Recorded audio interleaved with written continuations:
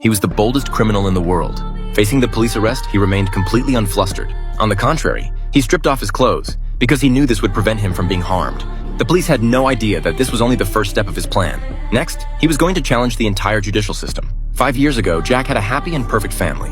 But that day, 2 robbers suddenly broke into his house. Before he could react, he was knocked to the ground. Then Jack was tied up by the robbers. Originally, they only intended to rob him. But when they saw Jack's beautiful wife, they immediately changed their minds. The robbers then attacked and cruelly killed Jack's wife right in front of Jack. In that moment, Jack fell into utter despair. His happy family was shattered in an instant. Jack placed his hope in the law, hoping that the law would bring justice to the killers. But the law failed to deliver justice.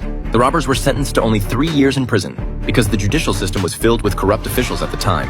After the trial, the killers even arrogantly shook hands with the prosecutor, and Jack witnessed all of it. In that moment, Jack lost all faith in the law.